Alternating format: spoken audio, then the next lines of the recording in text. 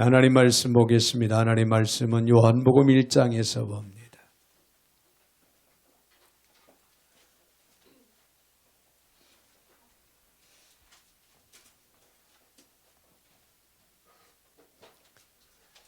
하나님 말씀 요한복음 1장 35절부터 42절까지 제가 받들어 봉독에 올리겠습니다.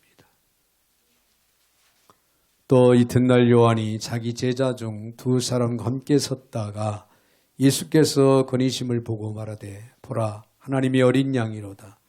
두 제자가 그의 말을 듣고 예수를 따르거늘 예수께서 돌이켜 그 따르는 것을 보시고 물어 이르시되 무엇을 구하느냐 이르되 랍비여 어디 계시오니까 하니 랍비는 번역하면 선생이라. 예수께서 이르시되 와서 보라. 그러므로 그들이 가서 계신 데를 보고 그날 함께 거하니 때가 10시쯤 되었더라. 요한의 말을 듣고 예수를 따른 두 사람 중에 하나는 시몬 베드로의 형제 안드레라. 그가 먼저 자기 형제 시몬을 찾아 말하되 우리가 메시아를 만났다 하고, 메시아는 번역하면 그리스도라. 데리고 예수께로 오니 예수께서 보시고 이르시되 네가 요한의 아들 시몬이니 장차 게바라 하리라 하시니라. 게바는 번역하면 베드로라. 아멘. 42절까지 제가 받들어 봉독에 올렸습니다. 사랑의 주님, 감사와 영광과 찬양 올려드립니다. 오늘도 어김없이 저희들 사랑 가운데 불러주셔서 또 한마음 뒤에 예배하며 주의 말씀 앞에 설 수 있도록 은혜 주시니 참으로 감사를 드립니다. 오늘도 말씀으로 저들을 세워주시되 말씀 충만한 삶을 이루어 갈 수 있도록 복을 더하여 주셔서 날마다 우리 하나님 앞에 부끄럼 없이 설 수 있는 저희들 모두가 다 되게 하여 주옵소서. 오늘도 부족한 종의 입술을 주관하시고 사용하시되 우리 하나님 홀로 영광을 받아 주시옵소서. 예수님의 이름으로 기도하옵나이다. 아멘. 아멘. 할렐루야. 우리 한번 옆에 분들하고 인사하실 때 이렇게 인사를 나누겠습니다. 우리의 만남은 주님의 은혜입니다. 주님의 은혜가 아니면은 우리가 만날 수가 없고, 우리의 만남 속에서 서로 간에 좋은 관계를 유지할 수 있는 그 자체가 주님의 은혜인 줄로 믿습니다. 할렐루야. 자, 오늘은 특별히 대신자 초청주일인데요. 오늘 본문의 말씀을 통해서 위대한 만남이라고 하는 그런 말씀으로 함께 생각하며 은혜를 나누고자 합니다. 아동 작가인 정재봉 씨가 쓴 만남이라고 하는 제목의 글이 있어요. 한번 여러분 들어보시기 바랍니다. 가장 잘못된 만남은 생선과 같은 만남이다. 왜냐하면 만날수록 비린내가 묻어오니까. 가장 조심해야 할 만남은 꽃송이 같은 만남이다. 왜냐하면 피어있을 때는 환호하다가 시들어지면 버리니까. 비참한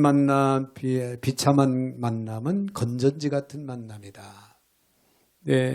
힘이 있을 때는 간수하지만 건전지가 다 달고 힘이 빠졌을 때는 내버리니까. 가장 시간이 아까운 만남은 지옥에 같은 만남이다. 금방의 만남이 순식간에 다 지워져 버리니까. 가장 아름다운 만남, 그러면 어떤 만남이냐? 손수건과 같은 만남이다. 힘이 들 때는 땀을 닦아주고 슬플 때는 눈물을 닦아주니까. 그런 글입니다. 내가 누구를 만난다는 건 참 매우 행복한 거예요. 아름다운 겁니다. 그런데 그 만남 자체가 귀한 만남이 되어야 되겠죠. 어떤 만남을 우리는 남기면서 살아갈 것인가, 이런 생각을 하게 하는 그런 글이 아닌가, 그렇게 생각이 되어집니다. 자, 오늘 본문의 말씀은요, 예수님께서 처음 제자들이 예수님과의 그 만나는 그 광경, 이 과정을 소개하고 있습니다. 세례 요한이 나오는데 세례 요한과 예수님과의 만남, 또 사도 요한과 안드레의 예수님과의 만남, 그리고 이어서 베드로, 시몬 베드로와 예수님과의 만남에 대한 말씀이 오늘 본문에 자세하게 소개되고 있죠. 이 처음 제자들이 예수님과 만나게 된 그 상황을 통해서 과연 우리와 예수님과의 만남, 우리와 우리 가정이 예수님과의 만남, 우리와 이 민족이 예수님과의 그 만남, 이 만남, 그 위대한 만남의 본질이 뭔가?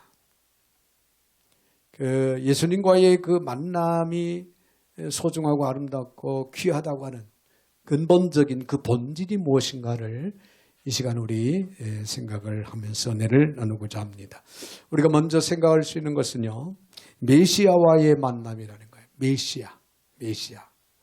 오늘 본문의 41절에 있는 말씀을 보면은 그가 먼저 자기 형제 시몬을 찾아 말하되 우리가 메시아를 만났다 하고, 메시아는 번역하면 그리스도라 그랬어요.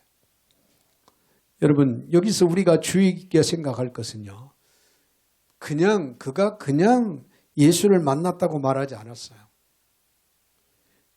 이 메시아를 만났다라고 고백을 하고 있다는 거예요. 메시아. 이 메시아는 본래 아랍어인데 헬라어로는 그리스도다, 그렇게 불려집니다. 그리스도. 메시아, 예수, 같은 이름인데 특별히 메시아다라고 하는 것은 그리스도다. 이 그리스도라고 하는 이름은요, 기름 부음을 받았다. 기름 부음을 받았다라고 하는 그런 의미가 담겨져 있습니다. 구약에 보면은 어떤 자리에 취임을 할 때 제사장이 취임을 한다든가, 선지자들이 취임을 한다든가, 왕이 취임을 한다든가, 이 취임을 할 때 기름 부음을 받는 세 유형의 사람들이 있었어요. 그 첫째 유형은 왕이고요, 두 번째는 선지자고, 세 번째 유형은 제사장들입니다. 이 사람들은 취임식을 가질 때 기름 부음을 이제 받는 그런 절차, 순서가 반드시 있게 됐습니다. 그런데 이스라엘 백성들은 어느 날 역사의 때가 찬 시간에 마침내 하나님이 직접 기름 부어주신 왕과 선지자와 제사장의 그 사명을 함께 실현할 즉 메시아를 기다리고 있었다는 거예요. 구약시대의 선지자들을 통해서 예언된 메시아, 즉 예수 그리스도, 그분이 곧 메시아인데 그분은 왕권을 가지시고 선지자의 또 권한을 가지시고 제사장의 또 권한을 가지시고 그 역할까지 담당하는 세 가지의 막중한 사역을 지니고 이 땅에 오신 분이 곧 메시아라는 거예요. 메시아. 자, 그런데 지금 안드레가요, 예수님의 제자로 부름을 받은 안드레가 자신의 형제 베드로에게 내가 그런 메시아를 만났다, 내가 그런 메시아를 만났다라고 그렇게 소개하고 고백을 하고 있습니다. 자, 우리는 안드레의 이 고백을 듣고 예수님에게 나왔던 그 형제 베드로, 안드레의 형제 베드로였는데 안드레가 예수님을 만나고 나서 형제인 베드로에게 가서 먼저 내가 메시아를 만났다, 하나님께서 예언하신 대로 이 땅에 오신 메시아, 그 메시아를 만났다라고 소개를 하면서 와보라, 가보자, 그렇게 이야기를 합니다. 그때 이 베드로도 마침내 동일한 고백을 하는 순간에 이제 도달하게 되는 그런 것을 우리가 마태복음 16장 16절에서 볼 수가 있습니다. 시몬 베드로가 대답을 하되 주는 그리스도시요 살아계신 하나님의 아들이시나. 이제 베드로도 고백을 하지요. 주가 메시아인 것을, 그리스도이신 것을, 하나님의 아들인 것을 이제 신앙 고백을 합니다. 여러분, 예수님은 진실로 나를 공의로 다스리는 왕이시고요, 나를 진리로 인도하시는 선지자이고, 그리고 나의 죄와 내 모든 문제를 해결해 주시는 제사장이었습니다. 할렐루야. 네, 한마디로 그는 나의 구원자라 그런 뜻이에요. 예수님과의 만남은 바로 이런 구원자와의 만남이다. 그런 얘기입니다. 그래서 우리가 이 메시아, 예수 그리스도와의 만남은 위대한 만남인 거예요. 여러분, 우리가 주님을 알고 주님과의 만남 속에서 지금 살아가고 있다고 하는 것은 저와 여러분은 엄청난 축복이요, 은혜인 것을 믿으시길 바랍니다. 네, 예수님과의 만남, 바로 이런 구원자와의 만남인데 이보다 더 위대하고 중요한 만남은 없다는 거예요. 세상에는 많은 만남들이 있어요. 부모와 자녀 간에, 부부 간에, 더 나아가서는 이웃 친구 간에, 동료 간에 많은 사람들과의 만남. 또 이렇게 살아가다 보면은 또 뭐 초등학교 때, 유치부 때 만남, 또 초등학교 때 또 이리 자라면서 중고등부 대학교 때의 만남, 또 직장에서의 만남, 또 이제 나이가 좀 들으니까요, 이제 가까운 동료들과의 그런 만남이 또 새롭게 또 생기는 걸 볼 수가 있어요. 근데 아무리 좋은 만남, 좋은 사람을 만나도요, 위대한 만남이라고 감히 이야기하기가 참 힘들어요. 봄은 그래요. 인간이기 때문에. 내가 늘 가까이 만나는 사람도 보면은 나와의 어떤 성격이 다르고 또 삶 자체가 배경이 다르다 보면은 어딘지 모르게 마음속에는 삐걱거리고. 그러나 여러분, 예수님과의 만남은 나의 전부의 만남입니다. 나에게 모든 것을 다 줄 수 있는 분이 바로 예수 그리스도입니다.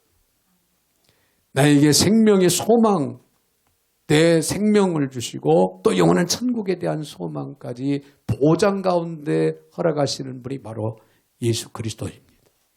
여러분, 과거의 어떤 종교도, 어떤 사상도, 어떤 철학도 우리들에게 구원을 제공해 주지 못했습니다.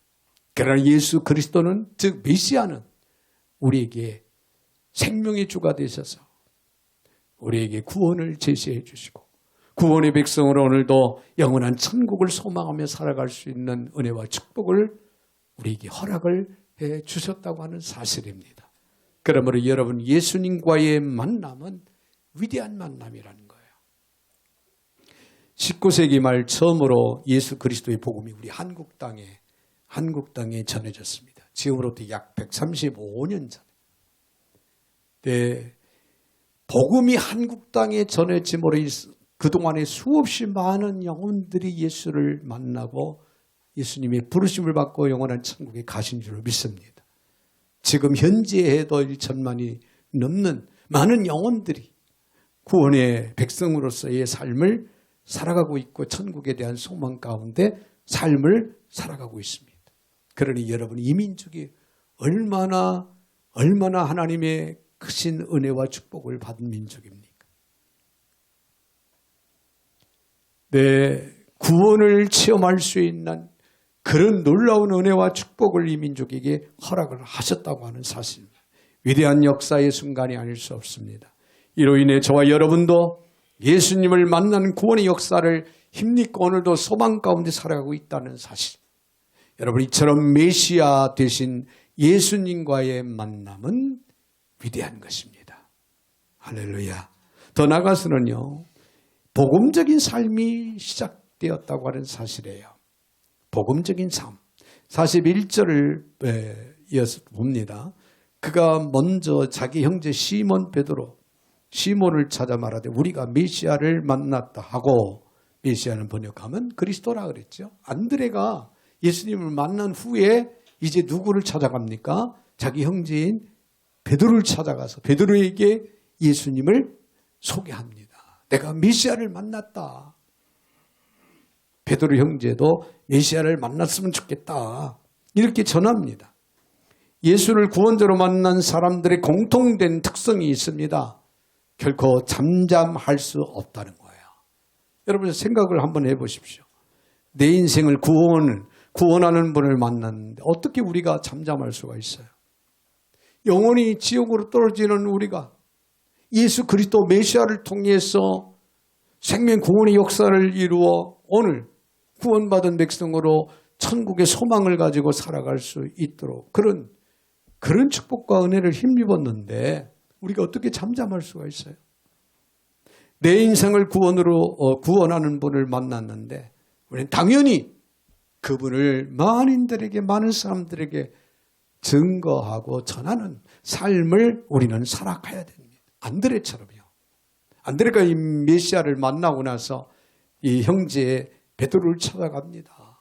그래서 베드로에게 이야기를 해요. 내가 이 메시아를 만났다. 베드로 형제도 메시아를 만났으면 좋겠다 하면서 소개를 하고 증거합니다. 메시아는 유대인들이 오랫동안 사모하며 기다렸던 분입니다. 하나님께서 선지자들을 통하여서 예언하신 바 우리를 구원할 자 메시아를 이 땅에 보내주시겠다고 약속을 하셨는데 그 약속을 부여잡고 기다렸어요. 유대인들은 아직도 그 메시아를 기다리고 있는 것이 안타까움이죠. 네, 메시아는 유대인들이 그토록 사모하고 기다렸던 분인데 그래서 안드레가 이 발견을 즉 메시아를 발견함으로 참으로 엄청난 그런 순간이었습니다. 그가 즉시 베드로를 찾아가서 이 사실을 전하지 않고는 견딜 수 없는 그런 상황이었어요. 영안이 열려서 예수 그리스도가 메시아인 것을 알고 이제 믿을 때 그는 곧 이분이 메시아구나. 나를 구원할 자구나. 나의 형제에게 가서 알릴 수밖에 없는 거고 그래서 알린 거예요. 여러분 사랑하는 가족이나 친척, 친구 중에 누가 중병을 앓고 있는데 그 병을 고칠 수 있는 명의가 나타났다면 여러분 어떻게 하겠습니까? 가만히 있겠습니까? 당연히 그 중병을 앓고 있는 친척을 찾아가서 형제를 찾아가서 명의를 소개할 겁니다. 내가 훌륭한 의사를 만났는데 그 의사는 당신의 병을 고칠 수가 있다. 한번 가보자. 어떤 방법이든 간에 꼭 그 명의한테 데리고 가려고 애를 쓸 겁니다. 자기가 시간을 내서라도 데리고 가야겠다. 만사를 제쳐놓고 먼저 당사자를 찾아가서 이 사실을 알리면서 명의에게 인도를 할 겁니다. 예나 지금이나 예수를 만나 구원 얻은 성도들이 복음을 전하지 않고는 견딜 수 없어 하는 까닭이 바로 여기 있는 거예요. 네, 언젠가도 말씀드렸습니다만 아르헨티나의 김영선 선교사님이시라 80대셨어요. 아직 80인데 내 목에다가 팻말을 걸고 천당과 지옥 길거리에서 지금도 아르헨티나에서 2주 전 좀 동영상이 또 와서 제가 그 동영상을 봤더니 큰 내거리에서 사거리에서 열심히 브라질 말로 예수 천당을 외치고 계시더라고요. 얼마나 건강하신지 몰라요. 저희 선교관에도 한번 오셨죠. 네, 참 그분을 보면서 제가 도전을 받았어요. 하나님을 믿는 하나님의 백성, 구원받은 하나님의 자녀들은 주의 종이든 평신도든 죽을 때까지 복음을 증거해야 된다는 거예요. 예수를 전해야 된다는 거예요. 내가 만난 예수 그리스도 구원의 주를 전하지 않고는 견딜 수 없는 그런 심정으로 우리가 살아가야 된다는 거예요. 그것이 진정한 메시아를 만난 사람으로서 이제 복음적인 삶을 살아가게 되는 과정입니다. 예수를 믿는 순간 우리는 이제 복음적인 삶을 살아야 된다고 하는 것을 성령께서 우리의 마음에 허락을 하신 줄 믿습니다. 여러분 이것이 바로 복음적인 삶의 시작이에요. 그러므로 예수와의 만남이 가지는 또 하나의 중요한 의미는 복음적인 삶의 시작을 뜻한다고 그렇게 우리가 이해를 할 수가 있습니다. 만일 어떤 사람이 예수를 만났다고 하면서 예수를 증거하거나 전도할 마음이 없다면 결론은 하나입니다. 아직도 예수님을 만나지 못했을 가능성이 있다는 거예요. 그러지 않고는 예수를 이야기하지 않을 수가 없어요. 예수님은 어떤 분입니까? 오늘 저와 여러분의 생명을 구원하신 분이에요. 사망으로 멸망으로 떨어지는 우리를 생명의 길로 옮겨주신 분이 예수 그리스도입니다. 여러분, 우리는 죽어도 삽니다. 영원한 천국에 들어갑니다. 할렐루야. 그러나 예수를 믿지 않는, 예수를 만나지 못한 그런 사람들은 영원 지옥으로 떨어질 수밖에 없다는 거예요. 지옥이 어떤 곳입니까? 단지 지옥은 어둡고 캄캄하고 무서운 곳이다, 이게 아니에요. 유황불이 들끓는, 거기에 던져지면은 죽고 싶어도 또 죽을 수가 없어요. 영원히 고통당하는 거예요. 영원히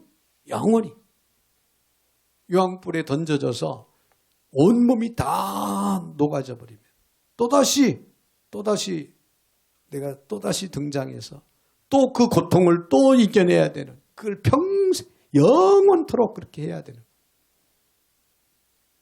그 지옥에 갈 영혼들을 살렸었다라고 하는 사실을 생각한다면 우리는 감당할 길이 없는 거예요.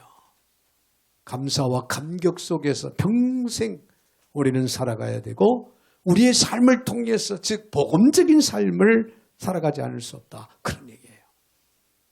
여러분이 입술을 열어 예수를 증거하는 것이 그렇게 부담스럽고 그렇게 힘듭니까? 네? 우리를 살리신 주님을 생각한다면 부담스러워도 힘이 들어도 때로는 짜증이 나도 우리는 증거하지 않으면 안 되는 그런 은혜를 힘입고 살아가는 저와 여러분인 것을 믿으셔야 됩니다.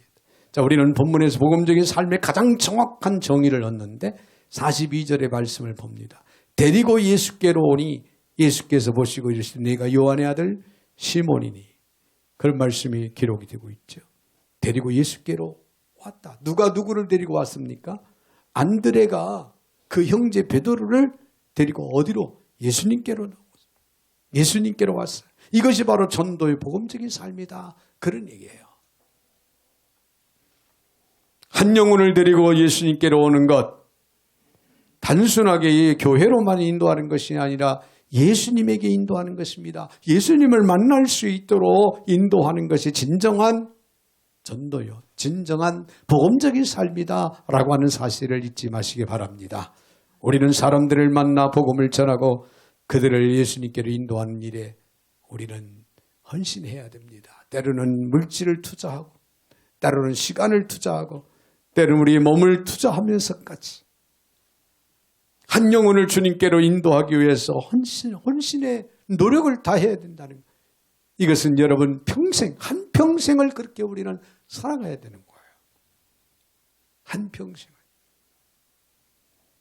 우리가 사는 모든 곳에서 우리가 만나는 모든 사람들을 메시아 되신 예수 그리스도에게로 인도하고자 하는 그런 심정을 가지고, 그런 열정을 가지고 우리는 살아가야 되는 거예요. 여기에는 말을 잘하고 못하고가 없습니다. 지식이 있고 없고가 없습니다. 예수를 안다면 그 예수를 그대로 아는 그대로 우리는 입술을 열어서 증거해야 되고, 우리의 삶을 통해서 복음을 우리는 증거할 수 있는 그런 저와 여러분이 되어야 돼요.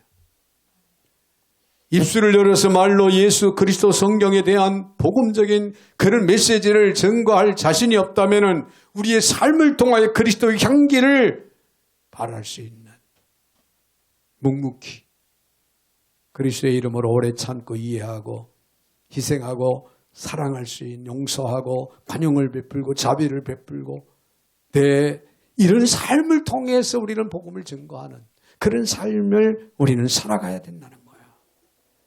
예수님을 만났다는 말은 바로 나에게 이 복음적인 삶이 시작되었다고 하는 이야기입니다. 여러분이 예수님을 만나셨으면 아멘 하시기 바랍니다. 그럼 우리의 삶 속에 진정한 복음적인 삶을 우리는 살아가고 있는지를 돌아봐야 됩니다.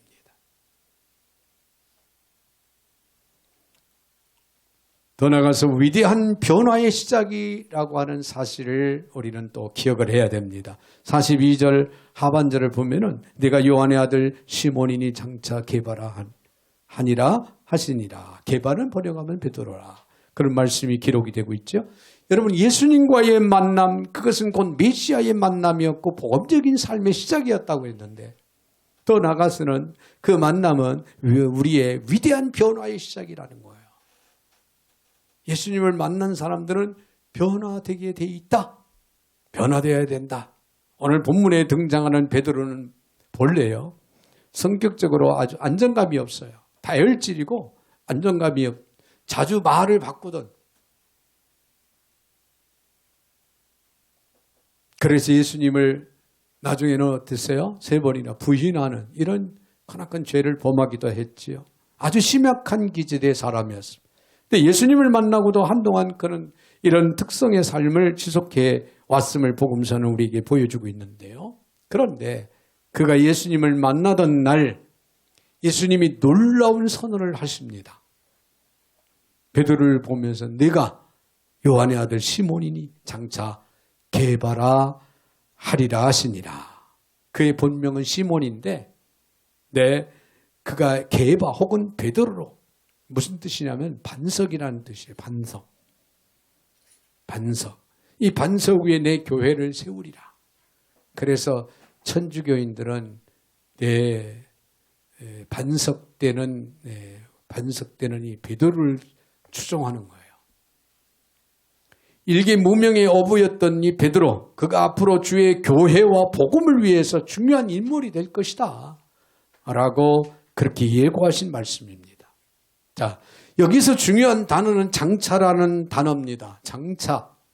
장차내는 너는 내 게바가 될 것이다. 즉 베드로라 칭할 것이다. 우리는 예수를 만났어도요, 우리가 당장 성자가 되는 변화의 역사를 가져온다고 우리는 장담할 수가 없어요.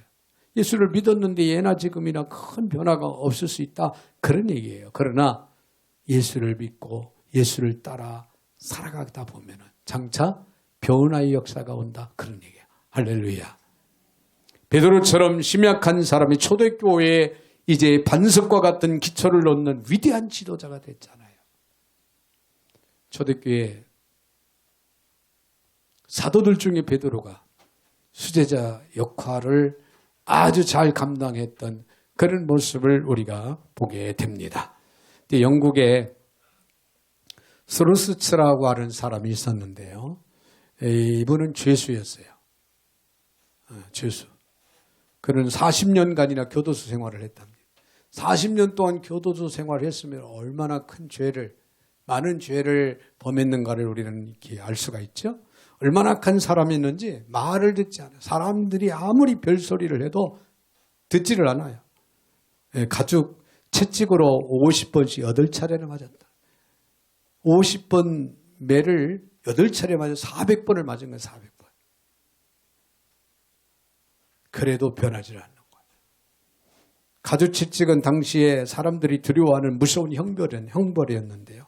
그러나 그는 죄를 즐겼다고 합니다. 누구도 말리지 못했어요. 그를 만나본 사람들은 하나같이 하는 얘기가, 저 사람은 구제불능이야. 변할 수가 없어. 저 사람은 그냥 죄인으로 그냥 인생을 끝낼 거야. 하나같이 그렇게 이야기를 했다고 합니다. 그런데 어느 날 그가 구세군 교회의 사람들이 사는 숙소에서 하룻밤을 지내는 그런 시간이 있었다고 합니다. 교회 숙소에서 하룻밤을 지내면서 그 사람은 예수에 대한 이야기를 전해 들어요. 예수에 대한 이야기를 전해 듣고 인격적으로 예수님을 만납니다. 예수님을 구주로 영접을 해요. 그래서 구원의 백성이 되고 거듭난 심령으로 삶을 살아갑니다. 그는 그곳에서 경험한 그 은혜가 너무나도 감사해서 구세군 추록자 보호소에서 18년 동안 봉사를 하며 죄수들을 변화시키는 일에 헌신을 했다고 합니다. 그는 자신의 삶의 변화에 대해서 이렇게 말을 했다고 합니다. 400번 가죽 채찍으로 내가 매를 맞아보고 또 40년 동안 감옥 생활을 하였지만 나는 변화되지 않았다. 그러나 내가 예수님을 만나고 약 1분, 2분 만에 나는 변화의 삶을 살아가게 됐다. 라고 그렇게 고백을 했다고 합니다. 진정한 예수님과의 그 만남이 그 사람, 그 영혼에게는 위대한 만남이었던 거예요. 즉 변화의 역사를 이룰 수 있는 위대한 만남이 되었다. 그런 얘기입니다. 여러분, 예수님과의 만남은 그런 위대한 만남인 것입니다.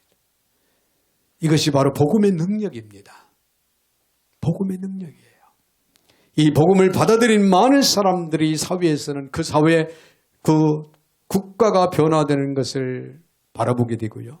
그래서 기독교는 개인 구원을 넘어서 이제 사회 구원의 희망이 되는 거예요.